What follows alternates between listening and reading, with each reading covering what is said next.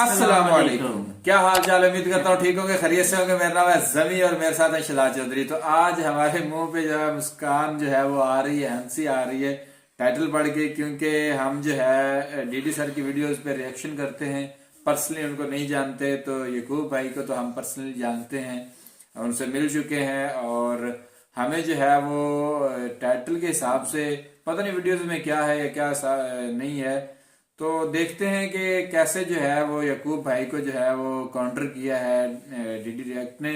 रात जो है वो बहुत हो चुकी है, लेकिन हमने सोचा कि क्यों ना इस पे जो है इसको देख कर ही सोएं। हमें नींद नहीं आ रही थी।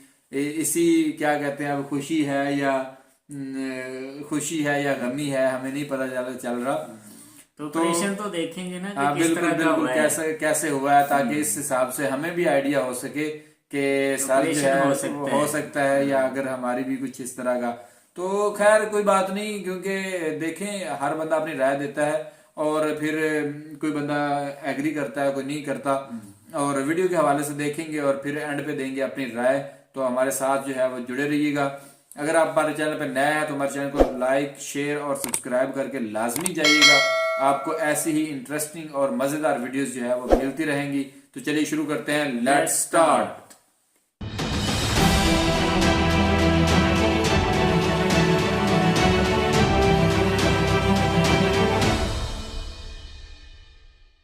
इस वीडियो में बताई गई सारी जानकारी पब्लिक प्लेटफॉर्म पर उपलब्ध है। इसमें ऐसी कोई जानकारी नहीं दी गई है जिससे हमारे सुरक्षा बलों की गोपनीयता भंग होती है। डिफेंस डिटेक्टिव सेना का सम्मान करता है और उन्हीं जानकारियों के आधार पर काम करता है जो सार्वजनिक रूप से मौजूद हैं। नमस्कार दोस्तों, डिफेंस डिटेक्टिव के एक और एपिसोड में आपका स्वागत है। मैं हूं आलोक। तो वीडियो के टाइटल से आपको पता चल गया होगा कि आज का ये जो पूरा एपिसोड है ये किस पर होने वाला है। तो पाकिस्तान के रिएक्शन चैनल पैंडू रिएक्शन पर आने वाले याकूब भाई ने मुंबई अटैक को लेकर एक बहुत बड़ा दावा कर दिया। दावा ये कि जो अटैक किया था पाकिस्तानी आतंकवादी अजमल आमिर कसाब ने, वो पाकिस्तान का था ही नहीं। यानी कसाब जो था वो पाकिस्तानी था ही नहीं, ऐसा याकूब भाई ने दावा कर दिया। और साथ ही याकूब भाई ने यह भी दावा किया कि जो मुंबई पर हमला हुआ था, आतंकवादी हमला, वो भारत की सरकार ने खुद ही कराया था। ये ताज होटल में जो हादसा हुआ था ना मेरा भाई, आज मैं तुझे बताऊं, वो भी इंडिया की हुकूमत ने खुद ही करवाया हुआ था, पाकिस्तान पे लगवा दिया। ये हकीकत बात है। ताज होटल वाला वाकया जो है वो पाकिस्तान ने नहीं किया, किसी कोई अजमल कसाब पाकिस्तानी नहीं था, वो सब ड्रामा था, वो आपकी आप खुद ही करवाया हुआ। अजमल कसाब अगर पाकिस्तानी था, उसको भेजने वाले कौन थे और उसकी फैमिली का है, उसके वालिदैन का है, उसके भाई किधर है, उसके बेटे किधर है, वो किधर है, कोई भी तो निशान दिखा दे अजमल कसाब का। तो याकूब भाई अजमल कसाब के निशान भी दिखाऊंगा, उसके बाप का नाम भी बताऊंगा, और वो भी पाकिस्तानी और अंतरराष्ट्रीय सबूतों के साथ। और पता है क्या होता है याकूब भाई, कई बार ऐसा होता है ना कि जो मन में बात होती है वो कभी कभी ज़बान पर आ ही जाती है। और याकूब भाई आपके साथ भी ऐसा ही हुआ है। मुंबई हमले पर जो आपके मन में बात है ना, वो बात आपकी ज़बान पर आ ही गई। पाकिस्तान के नादरात के दफ्तर में चला जा, मुझे अजमल कसाब उसके वालिद का नाम बता दे जो मारा गया इंडिया में, वो दिखा दे, मुझे दिखा दे, तुझे मैं बाल मान जाऊंगा। वो भी इंडिया के किया कराया है, बस नाम पाकिस्तान पे लगा दिया, अजमल कसाब है, अजमल कसाब है। याकूब भाई, ये जो नादरा वाला ज्ञान है ना, ये आप ज्ञान क्यों दे रहे थे, इसकी भी बात करूंगा और इसके बारे में भी बताऊंगा। और पता है, बगैर फैक्ट चेक किए झूठी बातें बोलने वाले, झूठी इंफॉर्मेशन देने वाले, इन लोगों से मुझे बहुत ज्यादा प्यार है, अच्छा खासा प्यार है। और उनकी जो लिस्ट है मेरी, उस लिस्ट में आज एक और नया नाम, आपका नाम शामिल हो गया याकूब भाई। खैर चिंता मत कीजिए, मुझे बस झूठी इंफॉर्मेशन से चिढ़ है और झूठी इंफॉर्मेशन मुझे पसंद नहीं है। तो इसलिए मैं बार बार कहता हूं कि भाई कुछ पढ़ लिख कर, कुछ समझ बूझ कर, सबूतों के साथ जो है वो दावा किया जाए। कुलभूषण जाधव को पाकिस्तान ने निंदा कर दी है और उसके मुंह से सारा कुछ खुलवा दिया है, और उसने खुद माना है मुझे किसने भेजा है, किसने तैयारी की गई, कितने पैसे दिए गए, कहाँ मेरी फैमिली है, उसको कितना पैसा दिया गया, ये सब कुछ साल की अदालत में उसने माना है। इस तरह अगर अजमल कसाब मान जाता तो हम मान लेते ये इंडिया की खुद की पॉलिसी है। याकूब भाई, कुलभूषण जाधव पर अभी कुछ साबित नहीं हुआ है। अगर साबित हो चुका होता ना, तो आप लोग हमारे बुलाने पर इंटरनेशनल कोर्ट ऑफ जस्टिस में नहीं आते। आप लोग अब तक कुलभूषण जाधव को फांसी पर लटका चुके होते, लेकिन ऐसा कुछ हुआ नहीं है। आईसीजे ने कुलभूषण की फांसी पर रोक लगाई है, कुछ सोच समझकर रोक लगाई है। अदालत में बात चल रही है तो उसे रहने दीजिए। और रही बात कुलभूषण जाधव के बयान की, जो बयान वाला वीडियो था, तो मुझे लगता है कि आपने फिर कसाब का इकबालिया बयान वाला वीडियो अभी देखा नहीं है। घर में कौन कौन रहता है? माँ, बहन, माँ का नाम क्या है? नूर इलाही। लगभग होगी कोई 40 के करीब होगी। और पिताजी? पिताजी वो लाहौर में पहले काम करते थे। क्या नाम उनका? अमीर।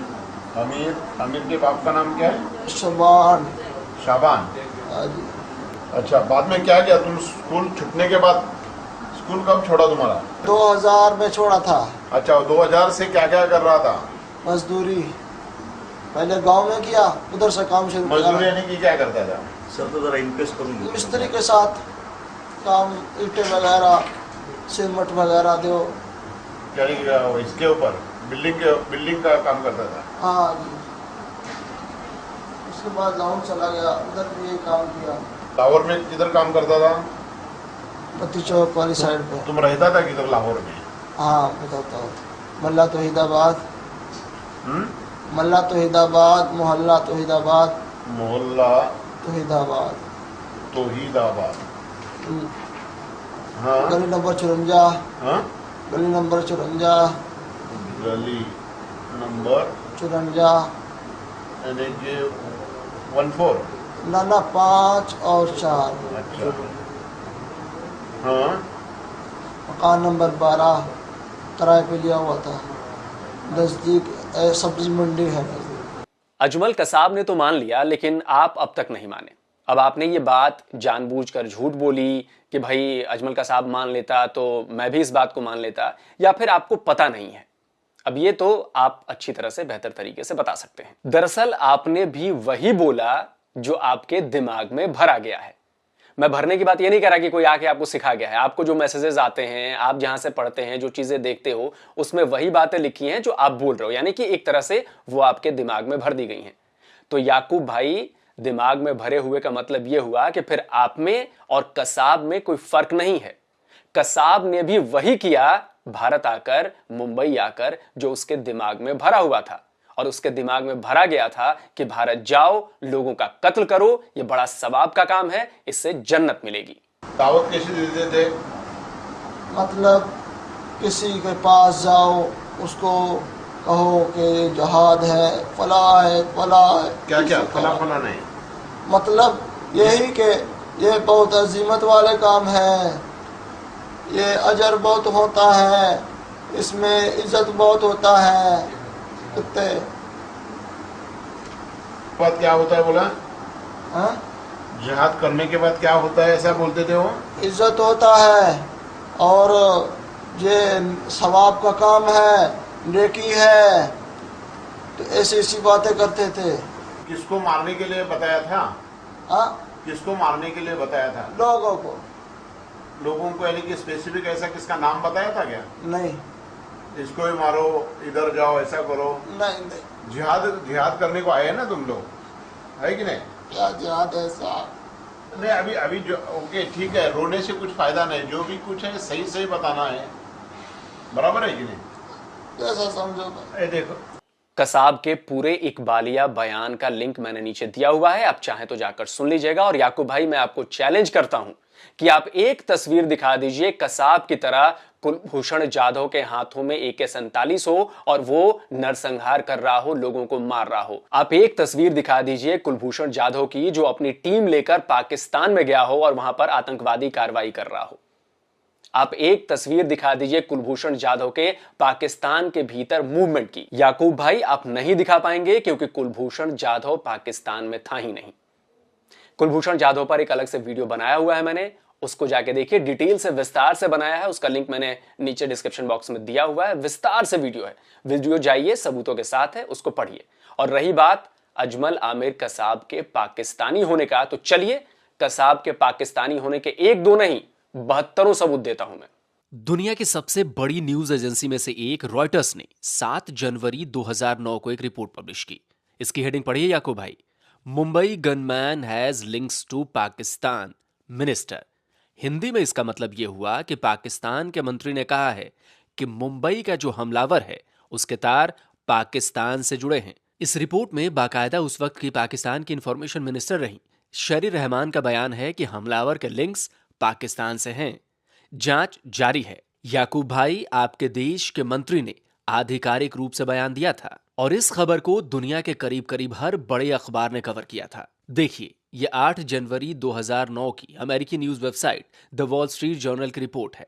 इसमें भी वही बात लिखी है कि इस्लामाबाद ने कहा है कि मुंबई में जो हमलावर है वो पाकिस्तानी है और इसके लिए उन्होंने आपके तब के इंफॉर्मेशन मिनिस्टर शेरी रहमान के उसी बयान का हवाला दिया जिसमें उन्होंने कहा था कि शुरुआती जांच से पता चला है कि कसाब पाकिस्तानी नागरिक है। और याकूब भाई, मैं आपको बता दूं कि यह पहली बार हुआ था जब पाकिस्तान ने माना था कि मुंबई हमले का कनेक्शन पाकिस्तान से है। और याकूब भाई, शेरी रहमान को ऐसा बयान क्यों देना पड़ा? क्यों पाकिस्तान को मानना पड़ा कि अजमल आमिर कसाब पाकिस्तानी था? इसकी सबसे बड़ी वजह थे आपके तत्कालीन एनएसए यानी कि राष्ट्रीय सुरक्षा सलाहकार महमूद अली दुर्रानी। महमूद अली दुर्रानी ने कुछ ऐसा किया जिससे पूरे पाकिस्तान की पोल मुंबई हमले को लेकर पूरी दुनिया के सामने खुली और उनको अपनी नौकरी गंवानी पड़ी।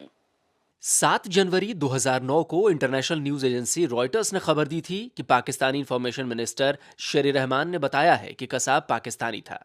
उसी दिन पाकिस्तान के तत्कालीन प्रधानमंत्री यूसुफ रजा गिलानी ने अपने एनएसए महमूद अली दुर्रानी को नौकरी से निकाल दिया। यह फ्रांस की न्यूज वेबसाइट है फ्रांस 24। उसने खबर दी कि Pakistani PM sacks national security adviser, Hindi में इसका मतलब हुआ कि पाकिस्तान के पीएम ने अपने राष्ट्रीय सुरक्षा सलाहकार को निकाल दिया है और निकालने की वजह जो बताई गई थी वो ये कि दुर्रानी ने मीडिया में इस खबर को लीक किया कि मुंबई में जिंदा बचा इकलौता हमलावर पाकिस्तानी है। याकूब भाई, उस समय तो फ्रांस से आपका कोई विवाद भी नहीं था, इसलिए फ्रांस 24 ने गलत खबर तो नहीं दी होगी। लेकिन अगर आपको भरोसा नहीं है तो चलिए बीबीसी के आर्टिकल में इस खबर की डिटेल आपको देता हूं। यही खबर बीबीसी की वेबसाइट पर 8 जनवरी 2009 को विस्तार से छपी। देखिए, यहां पर लिखा है कि इस्लामाबाद में बीबीसी के चार्ल्स हेविलैंड ने पाया कि मिस्टर दुर्रानी, जो एक रिटायर्ड जनरल हैं, उन्हें अजमल कसाब के पाकिस्तानी नागरिक बताए जाने के आधिकारिक बयान के कुछ घंटों बाद ही सैक कर दिया गया। जाहिर सी बात है, जो पाकिस्तान अब तक मुंबई हमले से अपने आप को किनारा करता आ रहा था, उसे पूरी दुनिया के सामने मानना पड़ा कि अजमल कसाब पाकिस्तानी था। तो याकूब भाई, आप जो बोल रहे थे ना कि नादरा में उसका नाम दिखा दो, तो मैं इस पर यही कहूंगा कि आपके पास जो मुंबई हमले को लेकर जो मैसेजेस मौजूद हैं वो अपडेट नहीं हुए हैं, वो वही पुराने वाले मैसेज हैं।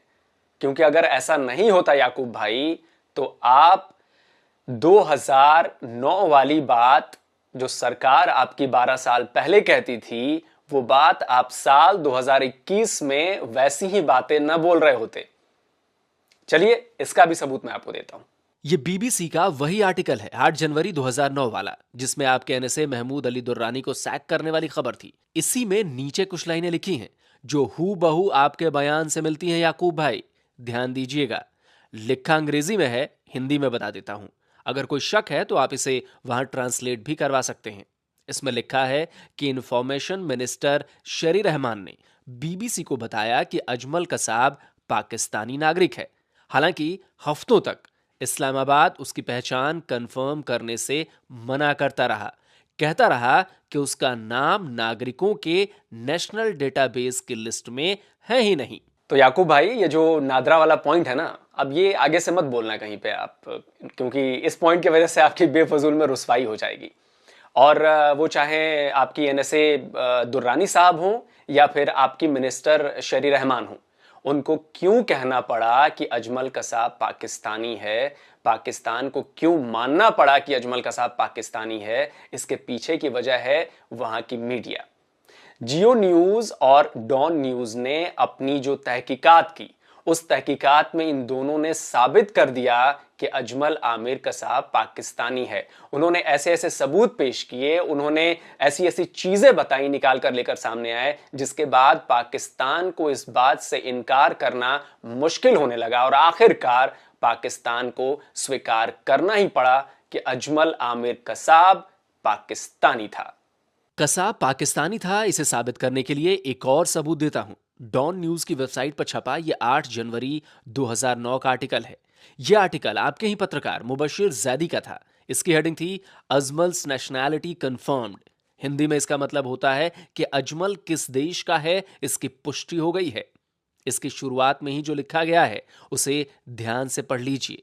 लिखा है, पाकिस्तानी अधिकारियों ने मुंबई हमले की जांच में यह पाया है कि इकलौता जिंदा बचा आतंकी अजमल कसाब पाकिस्तानी नागरिक है।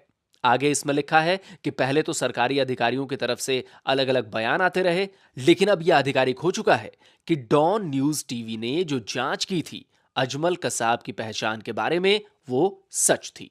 इससे पहले सरकार के एक बेहद हाई रैंकिंग अधिकारी ने डॉन को बताया था कि शुरुआती जांच में इस बात की पुख्ता जानकारी मिली थी कि भारत की हिरासत में जो शख्स है वो पंजाब से है और शायद उस आतंकी ग्रुप से संबंधित है जो इस रीजन को डीस्टेबलाइज करना चाहता है, जिससे अमन की प्रक्रिया में रुकावट आए। उसका बाकायदा कोट है कि बेहद दुख की बात है, अब यह साबित हो चुका है कि कसाब एक पाकिस्तानी नागरिक है। याकूब भाई, आप पूछ रहे थे ना कि कसाब के बाप का नाम क्या था, तो डॉन के इसी आर्टिकल में लिखा है कि कसाब के बाप का नाम आमिर कसाब है और उसकी मां का नाम नूर इलाही है। याकूब भाई, कसाब पाकिस्तानी था, उसके माँ बाप का नाम क्या था, इन सब का जवाब आपको मिल गया ना। और पता है ये सारी पोल पाकिस्तानी सरकार की खुली कैसे? ये अभी की सब चीजें दिखाई मैंने ना। ठीक 1 महीने पहले डॉन न्यूज ने एक बहुत बेहतरीन तहकीकात की थी।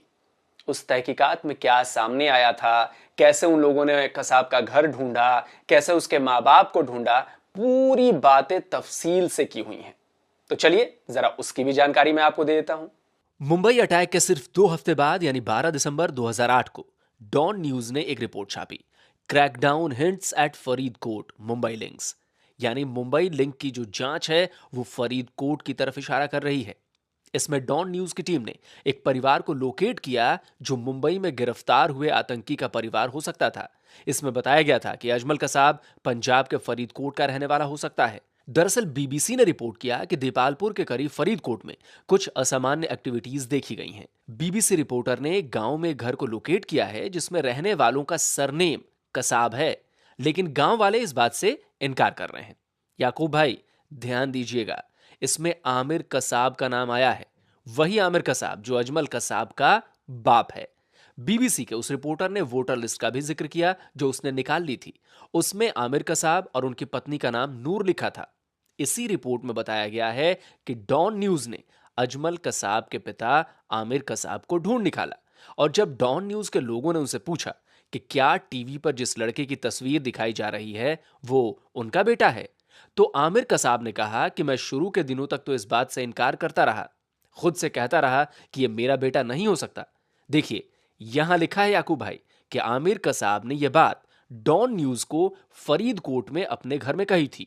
तो याकूब भाई आगे वो कहते हैं कि अब मैं इसे स्वीकार करता हूं, यही सच है, अखबार में मैंने तस्वीर देखी है, ये मेरा बेटा अजमल ही है। याकूब भाई, इतने सारे सबूत मैंने आपको दे दिए हैं, अगर अभी भी आपको यकीन नहीं हो रहा है तो एक और सबूत देता हूं। पाकिस्तान के गृह मंत्री रहमान मलिक, उनका इंटरव्यू भारतीय न्यूज चैनल एनडीटीवी पर हुआ और एनडीटीवी पर उनसे एक सवाल पूछा गया जिसका जवाब जो उन्होंने दिया उस जवाब से यह साफ हो जाएगा कि कसाब पाकिस्तानी ही था। सुनिए।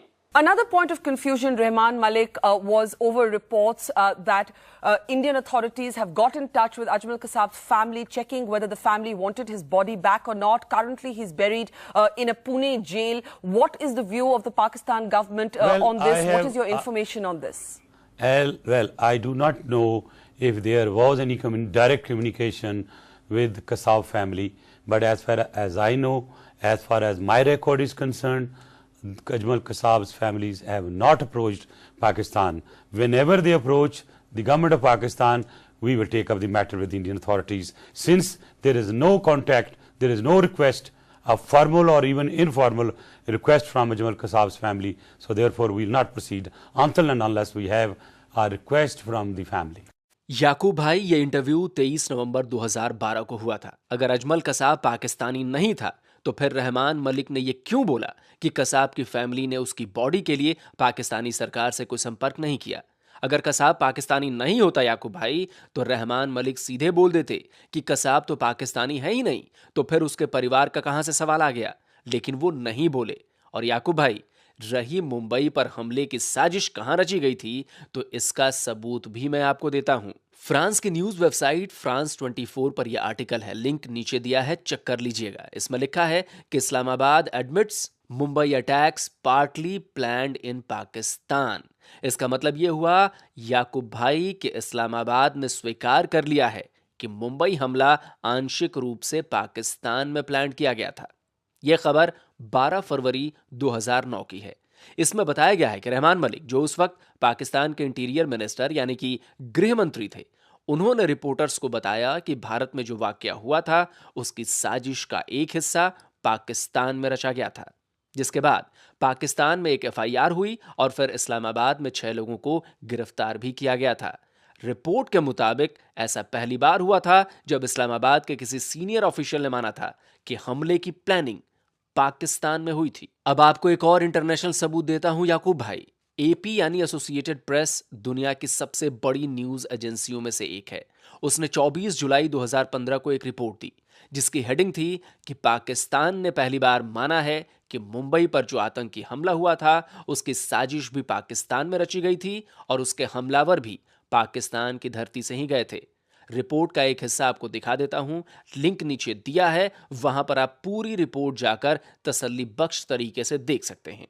For the first time, Pakistan admits the Mumbai terrorist attacks were launched from its shores and at least partly plotted on its soil. The government says it has arrested most of the main suspects, including those named by India as masterminds of the attacks, and it is starting criminal cases against them. याकूब भाई, अब मुझे लग रहा है कि धीरे धीरे शायद आप मेरी बात को मान जाएंगे और ये भी मानेंगे कि जो मुंबई में आतंकवादी हमला हुआ था उसकी सारी प्लानिंग पाकिस्तान की जमीन पर हुई थी। अगर आप इस बात को नहीं मान रहे हैं तो इसके लिए मेरे पास एक और सबूत है।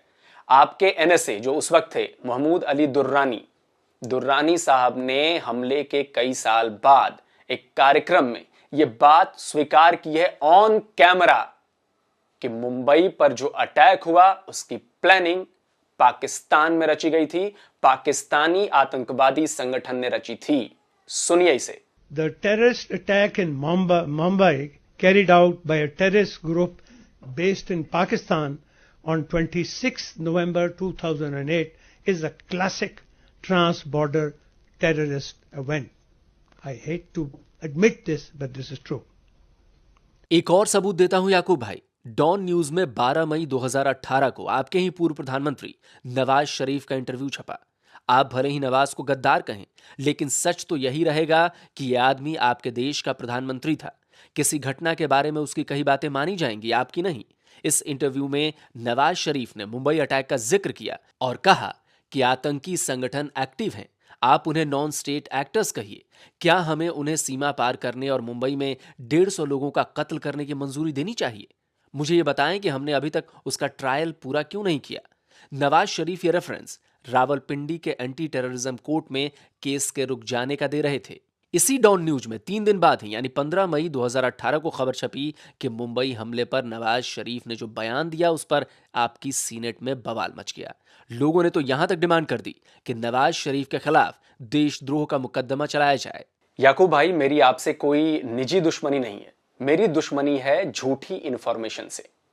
और आपकी वजह से आपके चैनल पर झूठी इंफॉर्मेशन गई मुंबई अटैक को लेकर, जो इतना बड़ा हमला था पूरी दुनिया के लिए। क्या पाकिस्तान से भी लोगों ने इस पर शोक जताया था, पाकिस्तान के लोगों ने भी इस पर बहुत भारत का साथ दिया था, उस पर भी आपने ये झूठी इंफॉर्मेशन फैलाई। और इसकी वजह से आपका जो चैनल है पेंडू रिएक्शन, उनके अदनान को माफी मांगनी पड़ी। आप समझिए कितनी बड़ी बात है। अदनान भाई ने अपने कम्युनिटी सेक्शन में माफी मांगी। उन्होंने लिखा कि याकूब ने जो बातें कहीं उसके लिए माफी मांगता हूं। मैं यहाँ नहीं था इसलिए मैं उसके लिए सॉरी फील करता हूं। तारिक याकूब को हैंडल नहीं कर पाया, अगली बार पूरी सावधानी रहेगी। आप सबसे माफी मांगता हूं। इसके अलावा अगले वीडियो में भी अदनान भाई ने माफी मांगी। तो जिसकी वजह से आप लोगों की फीलिंग हर्ट हुई है तो ऑलरेडी पोस्ट भी लगाई है मेरी तरफ से भाई साहब, मैं अपनी तरफ से आप लोग करूँ। और ये चैनल का खतरा नहीं है हमें, मैं कसम उठाकर कहता हूँ चैनल आज बंद हो जाए कोई परवाह ही नहीं है, कोई टेंशन ही नहीं है भाई साहब। चैनल को किसको टेंशन है, ठीक है। असल में हमें टेंशन ये है कि भाई साहब हम लोग ये चैनल बनाया था अच्छा रिश्ता क्रिएट करने के लिए, वो अब गलत यानी कि साइड पे जा रहा है तो वो मुझे दुख है उस चीज़, उसकी वजह से करके मैं आप लोगों को सॉरी कह रहा हूँ। अगर आप लोगों को अंडरस्टैंड करना है तो ठीक है भाई साहब, ये बंदा राइट बोल रहा है और अपने दिल से बोल रहा है। याकूब भाई ये नौबत नहीं आती अगर आपने झूठी बातें नहीं बोली होती। है वीडियो देखा और सही बात पूछें तो मैंने जो है ना रिएक्शन वीडियोस जो है ना वो नहीं देखी हुई थी, जिसमें मतलब ये गपशप होती रही है या ये जो बातें होती रही हैं या इतना गुस्सा जो है वो आया हुआ था हमारे याकूब भाई को। तो आज मैंने वो देखी है, तो जब से मैं देख रहा था तो मुझे हंसी भी आ रही थी और बस ना मतलब फीलिंग जो है वो ऐसी आ रही थी। बाकी जो है पोस्ट के हवाले से वो भी मुझे नहीं पता था क्योंकि मैंने विजिट नहीं किया दूसरा अदनान भाई का चैनल, और वो पोस्ट कब की थी और उन्होंने कब अपोलोजाइज किया था। और ये मुझे बातें क्योंकि अक्सर ऐसे होता है कि स्कूल की टाइमिंग के दौरान तो फिर बंदा उधर बिजी रहता है और फिर उसके बाद अपना जो है घर का काम या अपने चैनल का हिसाब किताब देखना, तो उनकी वीडियोस जो आती हैं वो इस टॉपिक पे जो डीडी सर के टॉपिक पे ज़्यादातर वो मैं देखता था, लेकिन उनमें जो है कोई इस तरह की बात हुई नहीं थी। तो जब अदनान भाई नहीं थे तब उनके पीछे जो है ये सारी कार्रवाई हुई है। याकूब भाई जो है वो थोड़ा सा गुस्सा कर जाते हैं। इस तरह है कि ये बात अगर इस तरह करें कि अदनान भाई और तारिक भाई और याकूब भाई ये तीनों ही बहुत अच्छे इंसान हैं, क्योंकि जब हम इनसे मिलते हैं तो हमारी काफ़ी गपशप होती है और काफ़ी फ्रैंक होकर काफ़ी बिल्कुल ऐसे ही काफ़ी ज़्यादा ना गपशप होती है और काफ़ी हम डिस्कस करते हैं। जंबो रिएक्शन को डिस्कस करते हैं, पेंडू रिएक्शन को, इसी तरह के दीगर जो रिएक्शन चैनल हैं, और स्पेशली इस बात पे डिस्कस करते हैं कि कौन से सर की ज़्यादा वीडियो हमें ना देखनी चाहिए किससे हमें ज्यादा जो है इंफॉर्मेशन मिलती है और किन की ज्यादा बातें जो होती हैं वो ज्यादा ऑथेंटिक होती हैं, जिनमें हम लोग सर की भी बातें होती हैं और दूसरे वो प्रशांत भैया की भी बातें, काफी सारी वीडियो ये हमें उन्होंने ही बल्कि सजेस्ट किया है कि आप इनको रिएक्शन किया करें इनकी वीडियो पर। तो जो तारिक भाई और अदनान भाई है ना, ये तो बड़े ब्राइटली और बहुत ही जो अच्छा, बात मतलब उनकी ठीक होती है वो उनको समझ में आती है। वो असल में एक और बात है यहाँ पे मैं ये कहना चाहूंगा, याकूब भाई भी अच्छा एक लहजा होता है, तो उनका थोड़ा लहजा जो है ना नहीं, मैं वही बात कहने लगा हूँ ना थोड़ी सी कि दरअसल सम टाइम ऐसे होता है कि हम बात कम इल्मी की वजह से ना हम कर लेते हैं और जज्बात में आ जाते हैं। बिल्कुल, तो वो जो जज्बात होते हैं ना वो जज्बात भारी पड़ जाते हैं। अब होता क्या है कि अच्छा इंसान और अच्छा शख्स वही होता है, समझदार बंदा वही होता है जो अपने बोले हुए अल्फाजों को वापस ले ले, जिसकी वजह से उसके नाम पर, उसकी इज्जत पर या उसे गलत होने पर थोड़ा सा ना लोग प्रूव करते जाएं कि आप इस बात पे गलत हैं। तो अल्फाज वापस ले लेना ये ज़्यादा बेहतर होता है। याकूब भाई दिल के इतने नहीं है बुरे, दिल से वो जो इंडिया की अच्छी बातें, आप उनके पुराने जो रिएक्शन है, पुरानी वीडियोस हैं, आप वो देखेंगे तो आप खुद भी कहेंगे कि याकूब भाई को क्या हो गया है। पहले तो इतनी अच्छी बातें ये करते थे इंडिया के बारे में, इंडिया की जो डेवलपमेंट है, इंडिया की बातें, ये सारा कुछ सब सेट था, सब ठीक था। अगर बातें नहीं भी करते थे तो मतलब चुप रहते थे या बैठे रहते थे। तो बहुत सारी उनकी अच्छी बातें भी हैं, पॉजिटिविटी भी है। अगर हम उनकी नेगेटिव अगर एक बात हो गई है उनसे, तो उस नेगेटिव बात को हम उनकी पॉजिटिव वाली बातें सारी हम मिस कर देंगे, तो ये भी एक ना कह सकते हैं कि नाइंसाफी वाली बात है। और इसके अलावा एक और भी बात है, बेशक हम ये नहीं कहते कि जो है इस तरह की अगर इंफॉर्मेशन गलत है तो इसको प्रमोट करते हैं या ऐसे ही होना चाहिए। लेकिन इसके बाद हम ये भी ऐड करते हैं कि जब हम लाइव बैठते हैं या फिर वैसे इंस्टाग्राम पे, तो वहां पे लोग आके हमें कह रहे होते हैं, हमारे दोस्त हमारे सब्सक्राइबर कह रहे होते हैं कि आप ना याकूब भाई की तरह का एक बंदा रख लें, मजा आता है, मजे लेते हैं। हाँ जी, हाँ जी। ठीक तो है? इस तरह करके ना मजे में लोग बात पहुंच जाती है, मजे लेते हैं, लोग पसंद भी करते हैं, करने वाले भी काफी हैं। और साथ ही अदनान भाई और उन्हें पता था और तारक भाई को पता था हकीकत का या कुछ जो एविडेंस थे, इस हवाले से फिर उन्होंने वैसे जिस तरह वो लोग जज करना चाहिए था वो उन्होंने किया भी कि ये ऐसे गलत हो गया, ये इस तरह नहीं होना चाहिए था। तो जाहिर सी बात है, बात तो तब ही खत्म हो गई। लेकिन अब जो हमारे लोग, हाँ डीडी सर हैं, लोग भैया, उन्होंने तो फिर रिएक्शन करना ही करना था, उन्होंने तो ऑपरेशन करना था काफी देर से ना। मतलब असल में क्या होता है कि जब कोई भी पाकिस्तानी चैनल बात करता है तो डीडी सर जो है उसकी खोज में लग जाते हैं और काफी सारे आप देखें 2009 के आर्टिकल और सारा स्टडी कितनी वेबसाइट जो है वो छान मारी होंगी ये आर्टिकल देखने में, क्योंकि जब आर्टिकल जो पुराना हो जाता है ना तो फिर उसको सर्च आउट करना, कीवर्डिंग करना गूगल पे भी थोड़ा मुश्किल हो जाता है, क्योंकि बात का सारा पूरा छानबीन निकालना और रिलेटेड बात जब पुरानी हो जाती है ना तो फिर उसको निकालना थोड़ा मुश्किल हो जाता है। तो काफी दिनों से एक पोस्ट लगी हुई थी कि याकूब भाई पे जो है वो ऑपरेशन होने वाला है, तो हुआ भी। ठीक है सर, इस सारी वीडियो के अंदर ना जो हम एक निकाल रहे हैं ना कि ये रिजल्ट निकला है, तो वो ये रिजल्ट है कि जब कभी आपको कोई बात करनी हो तो पहले आप देखें कि आपके पास उस बात की कोई दलील है, आपके पास कोई एविडेंस है। और अगर आपके पास कोई एविडेंस नहीं है या आपके पास कोई दलील नहीं है तो फिर आप उस टॉपिक पे बात ही ना करें, बिल्कुल चुप रहना बेहतर होता है। बिल्कुल ऐसे तो ये आज की इस वीडियो से हम सब ने यही सीखा है कि जिसके मुतल्लिक आपको कंप्लीट इंफॉर्मेशन ना हो उसके मुतल्लिक आप प्लीज काइंडली मैं और आप हम सब भी उसके मुतल्लिक हम कमेंट ना करें। बिल्कुल, जब हम कमेंट करेंगे तो अल्फाज ऐसे होते हैं कि ये तीर की तरह निकल जाते हैं, और बुजुर्ग कहते हैं कि जो बोल जबानों निकल गया सो तीर कमानों निकल गया। बिल्कुल, कि जिस तरह कमान से निकला हुआ तीर वापस नहीं आता, इसी तरह जुबान से निकले हुए अल्फाज भी वापस लेना थोड़े मुश्किल हो जाते हैं। बिल्कुल। वो फिर एट द एंड बचता क्या है कि हम उन बोले हुए लफ्जों पे सॉरी कर सकते हैं, शर्मसार होना पड़ता है। हम ये नहीं कह सकते कि मैं अपने अल्फाज वापस लेता हूँ। वो वापस किस सूरत में लिए जाते हैं कि मैं अपने उन अल्फाजों पे सॉरी करता हूँ, माजरत करता हूँ। जिस तरह अदनान भैया ने वो क्लियरली कर दिया सारा कुछ के सॉरी, इस तरह का बिहेव चैनल से हो गया, नहीं होना चाहिए था। और यकीनन उसके बाद हमारी याकूब भैया और अदनान भाई और तारक भाई से मुलाकात हुई तो हमने ये डिस्कस किया, तो वहाँ भी याकूब भाई मान रहे थे इस बात को कि थोड़े जज्बात में आगे नहीं आना चाहिए था। दिल के भी वो अच्छे हैं लेकिन जज्बात में कभी कभी आ जाते हैं। एक और बात है ना, मतलब उनको जो न्यूज, वही बात सर डीडी भी बता रहे थे ना कि आपके यहाँ पे जो न्यूज चलती है, जो मीडिया चलता है वही आप देखते हैं, वही दिखाया जाता है।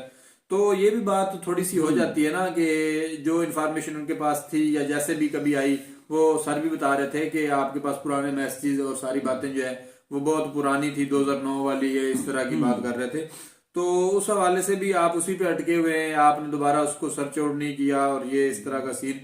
तो यकीनन जो है हम उम्मीद करते हैं कि याकूब भाई जो है वो भी सर्च आउट किया करेंगे और आपके साथ, मतलब मैं तो चाहता हूँ कि याकूब भाई जो है वो डायरेक्ट इंस्टाग्राम पे लोगों के साथ बातचीत करें, गपशप करें, अपना टाइम, थोड़ा कीमती टाइम जो है वो निकालें और उससे आप लोग जो है ज़हन साजी हो जाती है, बहुत सारे कंसेप्ट क्लियर हो जाते हैं, ज़हन साजी हो जाती है, फ्रेंडशिप हो जाती है यार, एक गहरा तल्लुक बन जाता है लोगों के साथ। वैसे उनकी जो माइंडसेट है, उनके माइंडसेट को समझने में थोड़ी सी आसानी हो जाती है। वरना जब भी हम सब लोगों के लिए अननोन होते हैं, वैसे तो हम सारे लोगों के लिए अननोन होते हैं, उतनी देर तक अननोन ही रहते हैं जितनी देर तक आप उनसे बात नहीं करते, गुफ्तगू नहीं करते। तो जैसे ही हम उनसे गुफ्तगू और बात करते हैं तो अपनापन फील होना शुरू हो जाता है। बिल्कुल ऐसे ही। इसीलिए तो कहते हैं कि एंड्रॉयड फोन, व्हाट्सएप, इंस्टाग्राम, इसने दूरियां खत्म कर दी। तो अब कोई इंडिया में हो, फिर भला कोई दुबई में बैठा हो या अमेरिका में बैठा हो, बिल्कुल ऐसे तो ही। जब वो इंस्टा पे आएगा या व्हाट्सएप पे आएगा तो यकीनन दूरियां खत्म हो जाएंगी, आपस की कन्वर्सेशन से एक दूसरे को समझने के मौके मिलेंगे। बिल्कुल, तो ये करना चाहिए। और साथ ही मैं ये कहना चाहूंगा कि ये जो आज की वीडियो थी डीडी सर की, ये अच्छी रही, बहुत अच्छी रही, ये होनी चाहिए थी। इससे ना हम सब की इस्लाह हो गई। बिल्कुल मैं तो यूं समझूंगा कि मैंने जो हमने नए सीखा, यूट्यूबर, बिल्कुल नए यूट्यूबर्स के लिए और तो जो फिर नए लोग हैं, नए यूट्यूबर हैं, उन सब ने सीखा होगा। और वो सीखेंगे, क्या सीखा कि ऐसी बात जिसके सॉलिड प्रूफ नहीं है आपके पास, जिस बात के रेफरेंस नहीं है, सॉलिड प्रूफ नहीं है, आप उसके मुतल्लिक बात ना करें। अगर आपने बात करनी है तो कुछ ना कुछ उसके मुतल्लिक आप सॉलिड प्रूफ रखें, जो आप देकर उन प्रूफ को प्रूव कर दें, बात को प्रूव कर दें। तो ये अगर नहीं है हमारे पास तो फिर हमें ऐसी बात करनी नहीं चाहिए। वैसे भी ये एक अच्छी बात है। अगर मैं यहाँ इधर एक बात करूं तो वो कुछ गलत नहीं होगा कि जो हम अपनी मजहबी बुक में पढ़ते हैं, वहाँ एक लाइन की ट्रांसलेट ये लिखी हुई है कि आप किसी के मतलब उतनी देर तक कमेंट नहीं कर सकते जब तक आप उसके मतलब मुकम्मल जानते नहीं हैं। अपनी आंखों और कानों से नहीं कानों से सुन नहीं लेते, आंखों से देख नहीं लेते, और आप उसके मतलब टोटल आपके पास इंफॉर्मेशन नहीं है, आप पूरी तरह जानते नहीं है उसे, तो आप उसके मतलब कमेंट पास नहीं कर सकते, उसके लिए आप गुफ्तगू नहीं कर सकते। तो हमें ये सीखना चाहिए। अच्छा, यहाँ पे एक और चीज है, हम जो ऐड करते हैं ये बात मतलब मजहबी बुक वाली, ये मैं आपको अभी कर देता हूँ यार भाई। एक और बात है, आप जो बैड कमेंट, आज मुझे एक कमेंट आया था कि इस तरह का उस तरह का, तो भैया आप इस्लाम को जो भी समझते हैं, आप हर बात में आप कहते हैं ना ले आते हैं भाई, हम इसको जानबूझ के नहीं लाते। हम सिर्फ आपको ये बताते हैं कि भाई जो हम पढ़ रहे हैं या जो हमें पता है ना, उसके मुताबिक भाई हम ऐसे हैं। आपको हमारा लहजा या हमारी बात या गुफ्तगू अच्छी नहीं लगती तो आप हमें क्रिटिसाइज कीजिए, आप हमें कहिए। तो ये भी और बात है कि अब हम यहाँ पे बैठ जाएं और किसी को ऐसे ही बुरा भला कहने लग जाएं तो दिल आजारी तो होती है ना भाई, मतलब बंदे का दिल दुखता है। तो वो दिल के बारे में क्या है सर के पंजाबी का वो शेर जो है, मंदिर ढा दे मस्जिद ढा दे, इस तरह का कुछ हाँ है। जी, वो ऐसे है कि ढा दे मंदिर ढा दे मस्जिद, बिल्कुल, ते ढा दे जो कुछ ढहिंदा, बिल्कुल, ते एक बंदे दा दिल ना ढावी रब दिलां विच रहिंदा। बिल्कुल। तो किसी की दिल आजारी नहीं करनी चाहिए। और इसकी हिंदी ट्रांसलेशन कुछ ऐसे है कि अगर आप मंदिर ढाते हो तो ठीक है, मस्जिद को भी गिराना है गिरा दो।